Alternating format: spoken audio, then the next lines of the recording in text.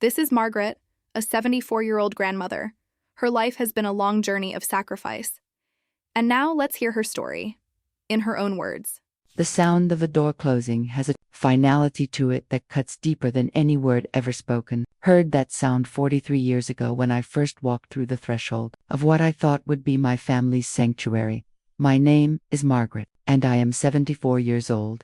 For decades, I believed I was the cornerstone of this house, the woman who held everything together with calloused hands and an endless heart. I can still smell the lavender I planted by the front steps that first spring, hopeful and naive, thinking this home would forever be filled with the laughter of grandchildren and the gratitude of a son who loved me. The walls were painted cream then, and sunlight streamed through windows. I cleaned until they sparkled like diamonds. I thought I was building something beautiful, a legacy of love that would shelter generations. But slowly, almost imperceptibly, those same walls began to close in around me. The title they gave me started as something sweet. Grandma, they'd say with smiles. Then it shifted, became more functional. The babysitter, my daughter-in-law, would joke with her friends. And finally, it settled into something that tasted bitter in my mouth every time I heard it. The free babysitter. I remember standing in that hallway just last month, listening to the echo of my own footsteps, realizing that somewhere along the way, I had become invisible in my own life. The grandmother who once commanded respect had been reduced to unpaid labor, expected but never acknowledged, needed but never valued. The silence in this house had grown heavy with unspoken betrayals, and I could feel it pressing against my chest like a weight I could no longer carry. But I had no idea that the title they gave me was about to destroy my dignity in ways I never imagined possible.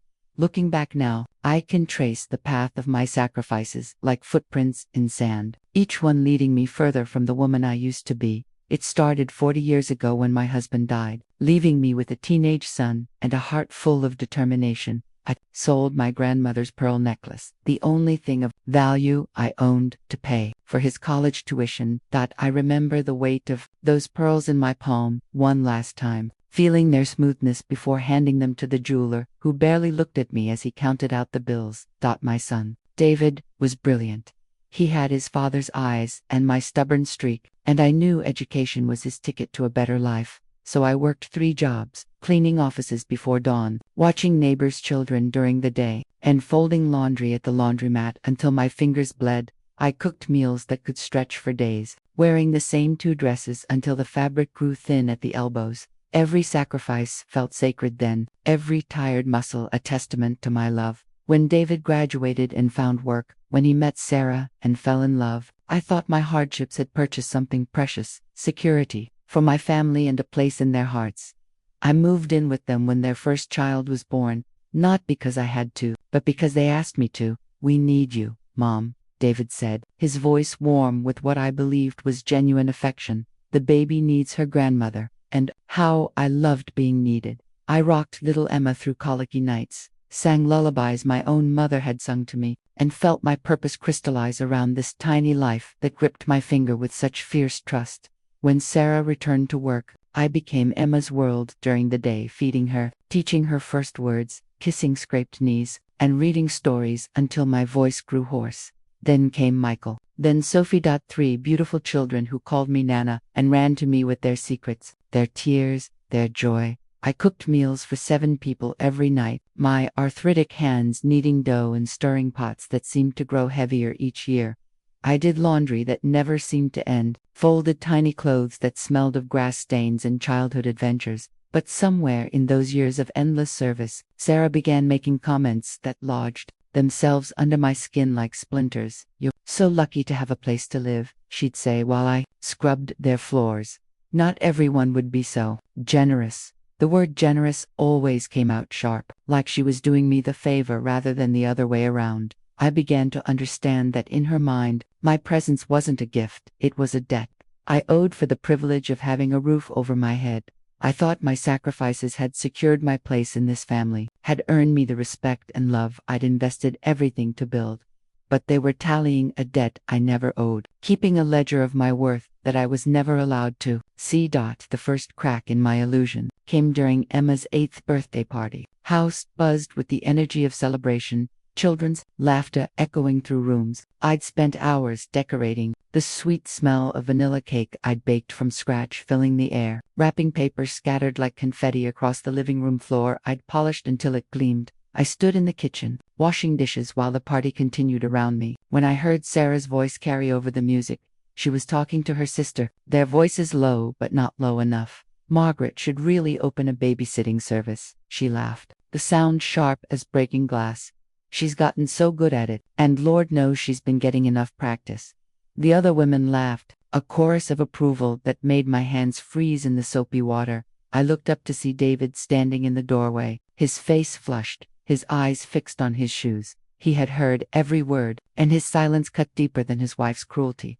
He was torn between two loyalties, and in that moment of choosing, I realized which side was winning.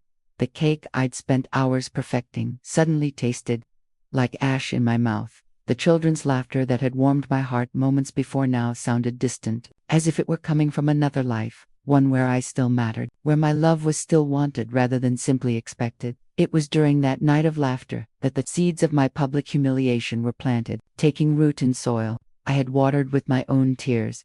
The transformation from beloved grandmother to free babysitter didn't happen overnight. It was a slow erosion, like water wearing away stone until nothing solid remained.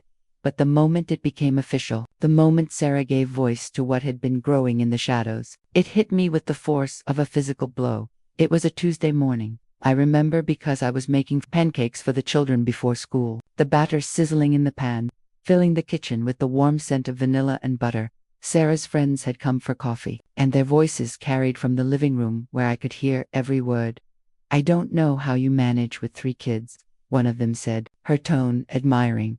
Sarah's laugh was light, casual, as if she were discussing the weather. "I have my free babysitter," she said, and I felt the words pierce through me like ice. "Margaret practically lives here, so I never have to worry about childcare. It's perfect. She gets a place to stay, and I get someone to watch the kids whenever I need it. She's basically our live-in nanny, except I don't have to pay her." The spatula slipped from my hand, clattering against the stove. The sound seemed to echo through the sudden silence that followed, and I realized they all knew I could hear them. They didn't care. In fact, I think Sarah wanted me to hear, wanted me to understand my place in the hierarchy she'd established. "That's brilliant," another voice chimed in. "Free childcare is so hard to find these days." Free kept ringing in my ears like a bell, tolling for the dead. Free. If the love I'd poured into these children, the years I'd invested in this family, the sacrifices I'd made counted for nothing, as if I were a service to be used rather than a person to be valued. I stood there with tears rolling down my cheeks, the pancakes burning on the stove, and felt something inside me break. Not my heart, that had been breaking slowly for years. This was something deeper, more fundamental. It was my sense of self, my understanding of my place in the world, cracking like an egg against concrete. When David came down for breakfast, he took one look at my face and knew what had happened. His eyes filled with guilt, but still, he said nothing. He sat at the table I'd set, ate the pancakes I'd made, and avoided my gaze while his children chattered around us, oblivious to the fact that their grandmother had just been reduced to hired help, except even hired help gets paid. That night, the title became a cage, and I could no longer stay inside it without losing what remained of my soul. The breaking point came not with drama or grand gestures, but in the quiet accumulation of small humiliations that finally outweighed my capacity to endure them. For weeks after Sarah's casual cruelty in front of her friends, I carried the shame like a stone in my chest, heavy and cold, making every breath an effort. Couldn't sleep. I would lie in the small room they'd given me. It used to be the study before I moved in, staring at the ceiling and listening to the house settle around me. During those sleepless hours, I replayed every moment of the last few years, seeing them with new clarity. How many times had Sarah rolled her eyes when I spoke at dinner? How often had David changed the subject when I tried to share memories of his childhood? When had their gratitude curdled into resentment, their appreciation into expectation? The children still loved me. That much was real. Emma would still crawl into my lap when she had nightmares. Michael still brought me his skinned knees for kisses, and little Sophie still insisted that I braid her hair before school. But even their innocent affection felt tainted now, as if I were stealing moments of connection that didn't truly belong to me. One morning, while folding yet another load of laundry, tiny socks, and superhero t-shirts that seemed to multiply overnight. I caught sight of myself in the hallway mirror. The woman staring back looked ancient, defeated, worn down to nothing by years of giving without receiving. My hair had gone completely gray. My shoulders curved inward as if I were trying to make myself smaller, less noticeable. I looked like exactly what Sarah had called me, a servant. That's when something shifted inside me, like tectonic plates realigning after years of pressure. I was holding one of Sophie's pink dresses, and my hands began to tremble, not from age or weakness, but from a rage so pure it felt like fire in my veins. I set the dress down carefully, walked to the kitchen where a pot of soup simmered for dinner, and turned off the heat. "I will not cook tonight," I whispered to the empty room, and the words tasted like freedom. "I will not babysit. I will not clean. I will not be their unpaid servant for one more day." The decision crystallized in that moment, clear and unshakable as diamond. My dignity, buried under years of exploitation, began to claw its way to the surface. But when I stopped fulfilling the role they'd assigned me, her mask began to slip, revealing something underneath that was far uglier than I'd ever imagined. Sarah's fury was immediate and vicious when she came home to find no dinner prepared, no children bathed and ready for bed, no evidence of the domestic magic I'd performed invisibly for years. Her composure cracked like ice in spring. "What exactly do you think you're doing?" she hissed, her voice low enough that the children couldn't hear from the living room where they played, unwashed and still in their school clothes. "I think I'm remembering that I'm a person, not a service," I replied, surprised by the steadiness in my own voice. Her laugh was ugly, nothing like the charming sound she used in front of others. "A person. You live in our house, eat our food, use our electricity. That the least you can do is earn your keep." Earn my keep, as if the woman who had raised the man she married, who had poured her life savings into his education, who had given up her own dreams to make his possible, needed to earn anything. That night, I heard her on the phone with her sister, her voice carrying through the thin walls, that she was laying the groundwork for what would become a campaign of destruction, painting me as lazy, ungrateful, a burden they'd carried out of charity rather than love. "She's gotten so difficult lately," Sarah complained, her tone perfectly calibrated to evoke sympathy. "I think her age is starting to show. She used to be helpful, but now she just sits around expecting to be waited on. I don't know how much longer we can handle the stress." Each lie was expertly crafted, containing just enough truth to be believable. Yes, I had stopped cooking and cleaning with my usual devotion.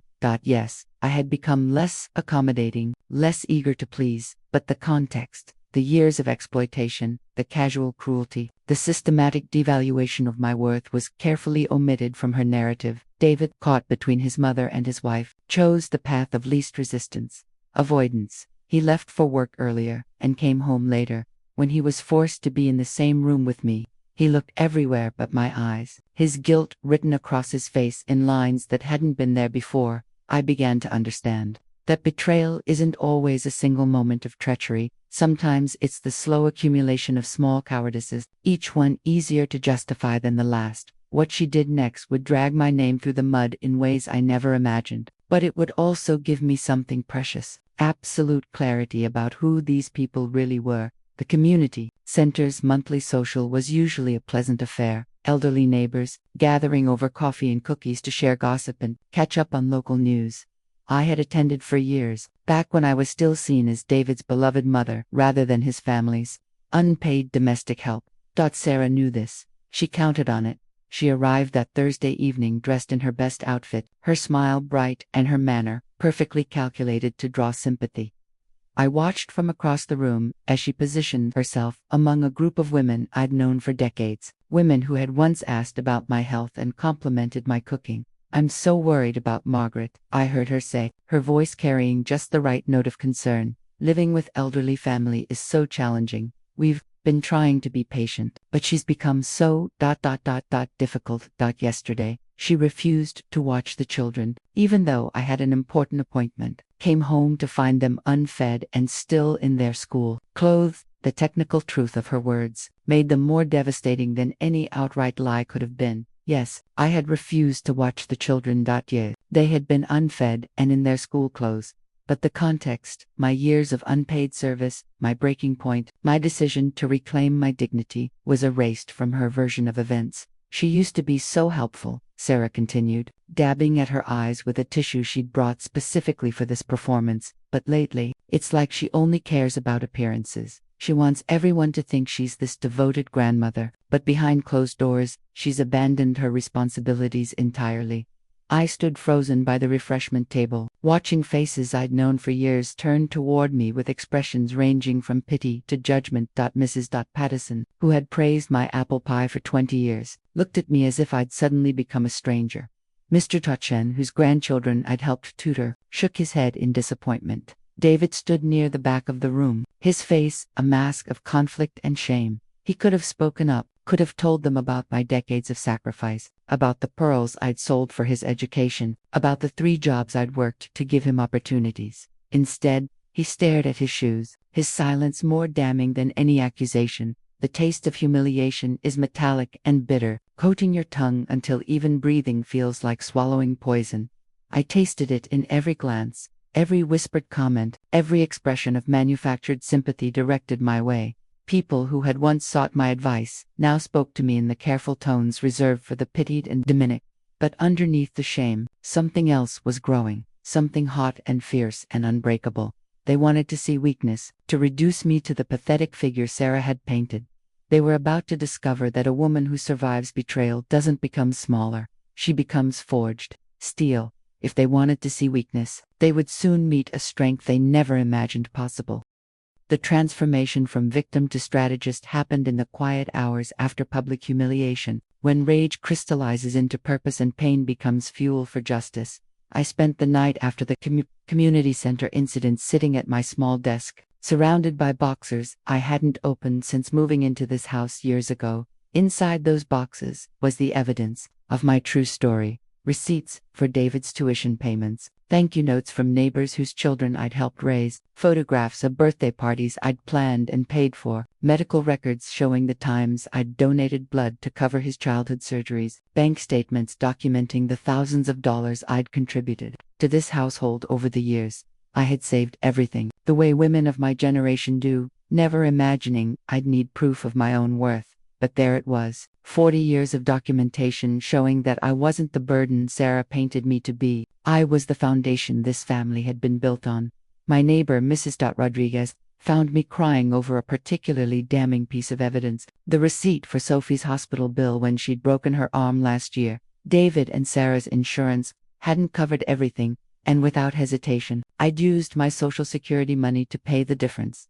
$400, money that should have gone to my own medical needs spent without recognition or gratitude, Mrs. Rodriguez said softly, using the Spanish endearment that always made me feel mothered despite being older than she was. What has happened to you? I told her everything about the years of service, the casual cruelty, the systematic devaluation of my worth, and finally, Sarah's campaign to destroy what remained of my reputation. Mrs. Rodriguez listened with the intensity of someone who understood betrayal from her own experience.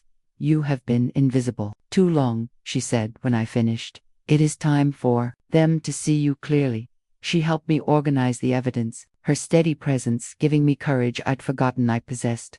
We arranged everything chronologically, creating a timeline that told the true story of my relationship with this family. It wasn't the narrative of a burdensome, elderly woman living off charity. It was the documentation of decades of love and sacrifice that had been repaid with exploitation and public humiliation. The betrayal had become the seed of justice, and I was finally ready to plant it in soil that would help the truth grow strong enough to shatter lies. Her lies had spread wide through our small community, poisoning conversations and changing how people saw me, but I carried a truth strong enough to shatter them, and the time had come to let it shine.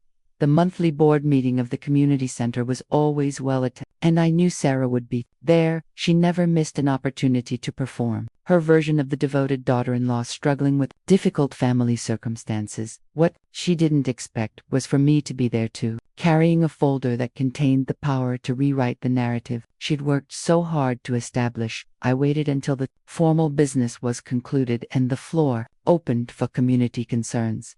My hands trembled only slightly as I stood, and when I spoke, My voice carried clearly across the room.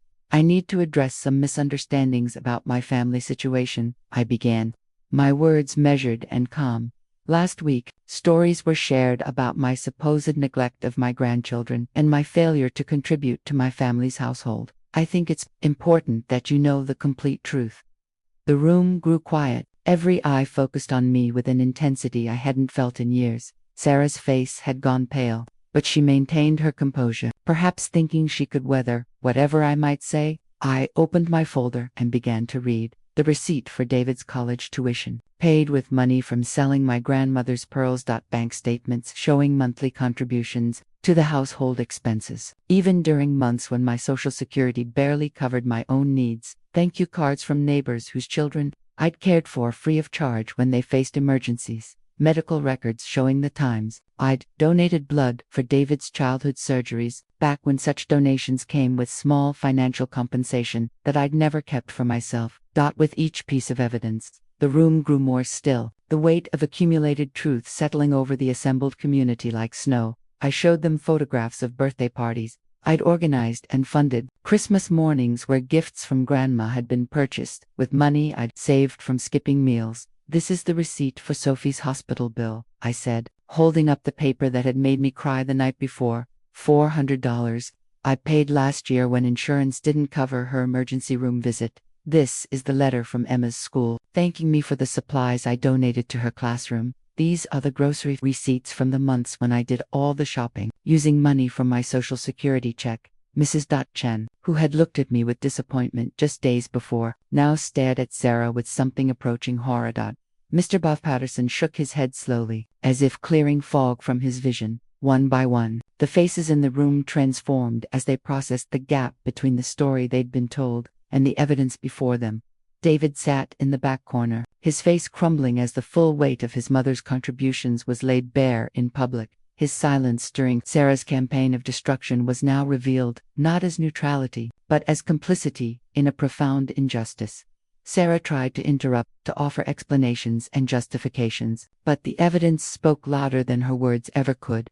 Every lie she'd told was systematically dismantled by documentation she hadn't known existed. Truth she'd assumed would remain buried under the weight of her more convincing narrative. The community that had turned against me just days before now looked at me with something I hadn't seen in years. Respect, not pity, not tolerance, but genuine respect for a woman who had endured systematic exploitation with dignity and had finally found the courage to speak her truth. But exposing her was not the end of my journey. It was the beginning of my freedom, the first step toward reclaiming the life I'd almost forgotten I deserved. The weeks that followed my public vindication brought changes I hadn't anticipated. The phone calls came first. Neighbors apologizing for their hasty judgments. Friends I'd thought lost reaching out to rebuild connections. Sarah's lies had severed the respect in people's eyes when they saw me at the grocery store or the post office was like sunlight after years of shadow. But the most profound change was happening within the walls of the house that had become my prison. David approached me 3 days after the community center meeting, his face haggard with sleepless guilt. He knocked on my door like a visitor rather than a son, waiting for permission to enter the space I'd claimed as my own. "Mom," he said, and his voice cracked like he was 12 years old again. "I'm sorry. I'm so sorry. I let her. I should have stood up for you. I should have seen." His apology was decades overdue, but I heard the genuine anguish in it. This was my son, the boy I'd sacrificed everything to raise, the man I'd loved through all his failures of courage. His shame was real, his regret authentic, but apologies couldn't undo years of complicity or erase the scar tissue that had formed around my heart. "I know you're sorry," I told him, my voice gentle but firm. "But sorry doesn't give me back the years I spent being invisible in my own life." Sarah avoided me entirely now, her performance of victimhood exposed as hollow theater. The friends who had rallied around her sob story had quietly distanced themselves, leaving her to face the consequences of her cruelty alone. I might have felt satisfaction in her isolation, but I discovered that freedom tastes sweeter than revenge ever could. I made decisions that would have been unthinkable just months before. I began taking walks alone, rediscovering the pleasure of moving through the world without purpose beyond my own enjoyment. I bought books I wanted to read, not educational materials for grandchildren who barely thanked me. I cooked meals I craved, not elaborate productions designed to please a family that took my efforts for granted. Most importantly, I set boundaries that felt revolutionary after years of having none. Would watch the children when asked politely and given advance notice, but I would not be available on demand. I would contribute financially when I chose to, but I would not subsidize a household that had treated me like unpaid staff. I would love my grandchildren, but I would not sacrifice my dignity for their parents' convenience. The house felt different now, lighter somehow, as if the truth had cleared the air of poison that had been accumulating for years. I was no longer invisible, no longer taken for granted, no longer expected to be grateful for the privilege of my own exploitation. I had learned something precious in my journey from servant to survivor. Love given freely should never be mistaken for servitude, and a woman who knows her worth cannot be diminished by those who refuse to see it. The scars remain, reminders of battles fought and dignity reclaimed, but they no longer define me. I am 74 years old, and for the first time in decades, I am not someone's unpaid labor or convenient solution. I am not a burden to be tolerated or a resource to be exploited. I am a woman who rose from the ashes of betrayal to reclaim the light that had always been hers, not as a shadow in someone else's story, but as the radiant center of her own. A woman who is treated as a servant will rise, not as a shadow seeking approval, but as her own brilliant, uncompromising light.